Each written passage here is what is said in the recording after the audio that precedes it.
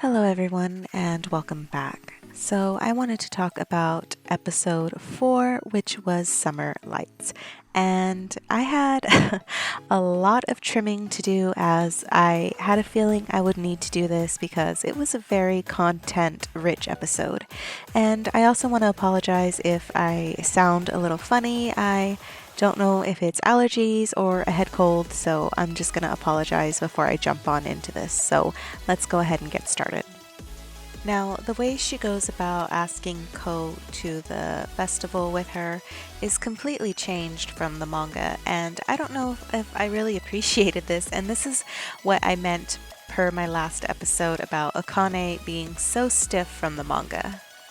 But before I go into that, what I don't like is that she's going up to him and she's talking about Mitsuba, and of course, Akane doesn't know who Mitsuba is, and he doesn't know who that is in the manga either.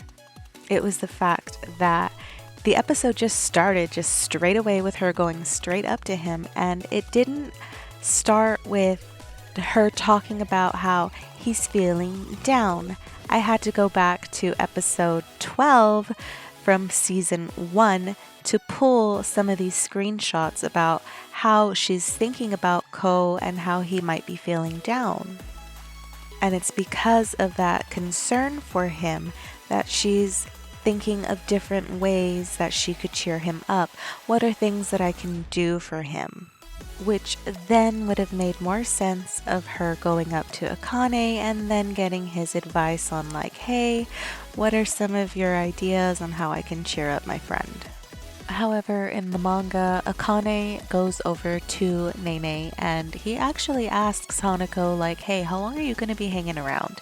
And this is what I meant by, in the manga, Akane is actually a bigger part of their group now. He suggests to Nene, why don't you go ahead and bake him something? After all, they're in home ec class, and he actually kind of reveals a little bit extra information to Nene, and he's kind of silenced by Hanako because, well, we know that Hanako actually has a crush on Nene. And I just think that it's really sad to see such a really good character like Akane go from who he is in the manga to what he's become in the anime, which is just such a boring and stiff character. Like, come on. So it got moved around because those important details got shifted to season 1, episode 12. How Hanako messes with her hair, which would then lead to him following her to home ec class, where Akane offers his advice. But it sort of hinders Hanako's crush on Nene, and it hinders Akane's character, the way they went about changing this scene. Anyway, although Ko is sulking, where he is sulking and who he is sulking with is completely different. In the anime, he's actually sulking in the girls' restroom and he's sulking with Hanako. So Hanako is obviously not with Nene like he was in the manga, which is where he ran into Akane. So he's actually sulking with Hanako in the girls' restroom, and of course here come the moke to deliver the summer festival invitation, which Hanako of course gets a look at that as well. But Ko wasn't given the little muffins that Nene baked, obviously, because she wasn't in home ec class.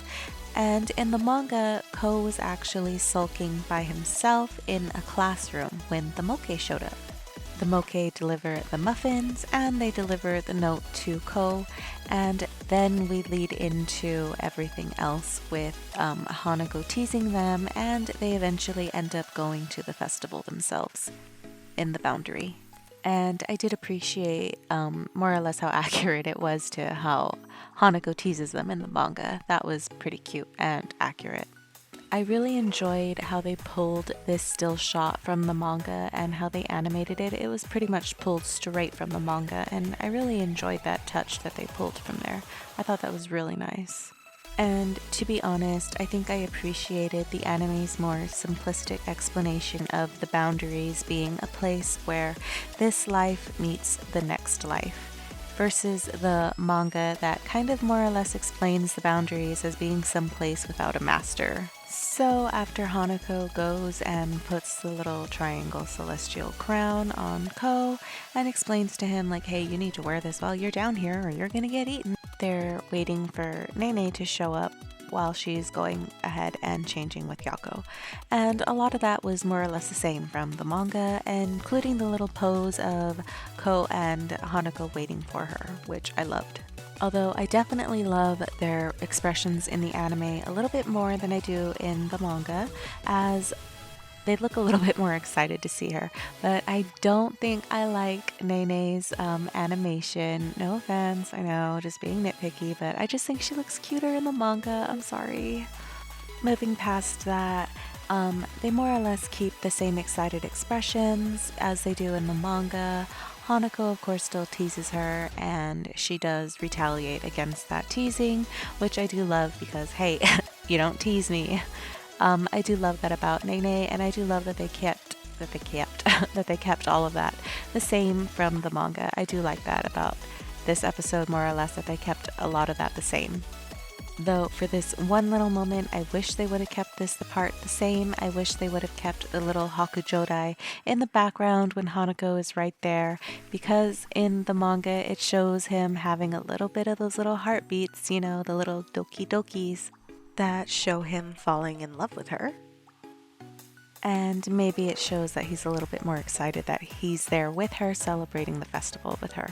I really liked this part in the anime actually, as it gave us a little bit more detail and a little bit more look into Nene, as she's trying to bargain with the vendors with human money, and of course they're going to tell her no. So then she tries to use her mermaid scales, versus in the manga she just immediately pays with her mermaid scales. Like, how is she going to know to immediately use her mermaid scales? So I really appreciated that little extra detail that they went ahead and put in the anime. Although in the anime, she is definitely given less goodies than she's given in the manga, as in the manga, they practically throw everything in their booth at her, and she's walking up to Hanako with like her arms full. So I think that would have been funny if they had just kept that tiny little bit in there, but you know, you can't be too picky, I suppose. Not to mention that Nene goes ahead and mentions that her mermaid scales are the ones that fall off of her in the bath, and you know, our Hanako has his little thoughts, and yeah, all of that is cut out of the anime, but you know, I'm sure they do all of this for time reasons rather than content reasons. So like I said, you can't be too picky. Of course, afterwards, they are brought over because they hear a lot of noise and commotion over at the shooting rink, which they find Ko, and Nene tries her hand at it, and of course she accidentally shoots the little bouquet, and they get all the prizes, just like the manga. So all of that more or less stayed the same, and not much was really changed in that aspect of the manga to anime. So that part was really nice to see, that they didn't change too much of that, so that's good, including the part where Hanako talks about the wishing slips and how if you get all the colors, anything that you wish for can and will come true, or it might come true. And although they are warned by Yako, and it is changed on how they are warned, but it's not that big of a deal, they still proceed with trying to search for the wishing slips, just like the manga, and it leads us into how Nene feels about everything. What I didn't like is that the anime is trying to make it seem like Ko is actually there for both Nene and Mitsuba, when in reality in the manga, he's actually there with Hanako for Nene herself, as Hanako and Ko are there to make Nene's remaining lifespan feel special, to try and make it seem like she's having the time of her life before it actually ends, because they don't really know how to save her quite yet. So it's really all about trying to make sure that she has fun before she actually passes away. And of course, she actually doesn't know this quite yet. So I just kind of wish that the anime would have focused more on that aspect than trying to kind of force Mitsuba in there, as Ko really isn't there for Mitsuba. Even though, yes, he is sulking for him, he's really not there at that festival for Mitsuba. Though I did like how the anime went ahead and gave us a little bit more detail into how happy Nene looks when she's holding Hanako's hand when they're separated in the festival and he reaches out for her. I did appreciate that, and I did like that. It's the little bit of extras that they can throw into the anime from the manga that can sometimes help make the atmosphere of the anime a little bit better, including the entire bit with the cow and how Nene is flung into the past. And, a lot of that extra bit just kind of really helps make the episode more than it does in the manga.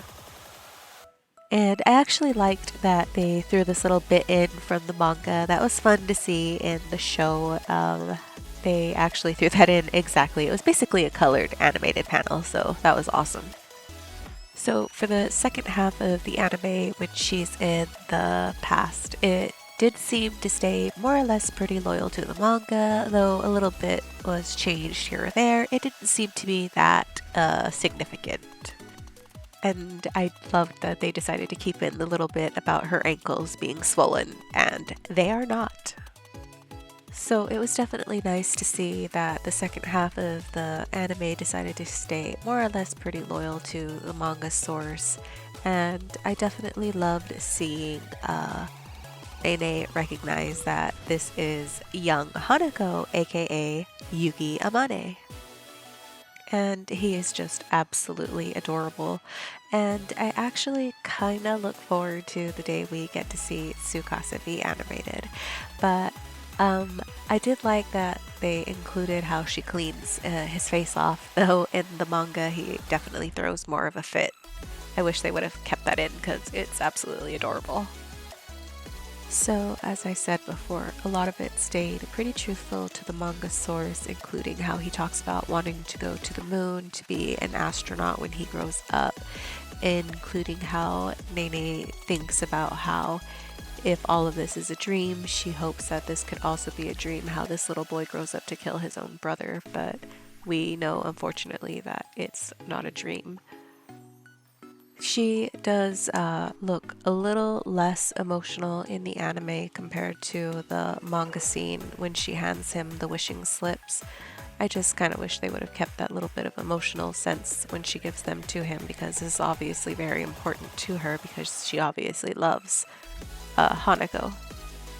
So just like the manga, she ends up figuring out how to go back to the present, and I just don't like that they call it a good luck charm, because it's not a good luck charm.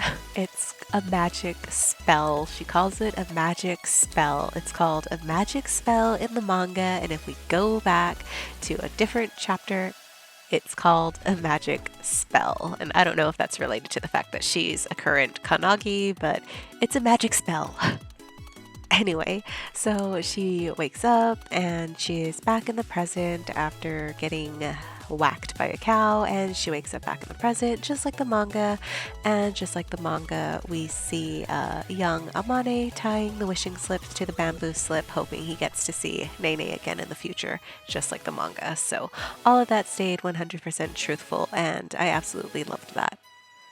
The next episode is titled Moke of the Dead and the Melancholy of the New Number 3. That chapter is pretty nonsensical and it's supposed to be fun, so I'm definitely not going to take the criticism and comparison of that episode very seriously. It's definitely just going to be fun and nonsensical, so I'm just going to not take that one as serious, and I'll probably just have fun with it as well, so we'll see how that goes.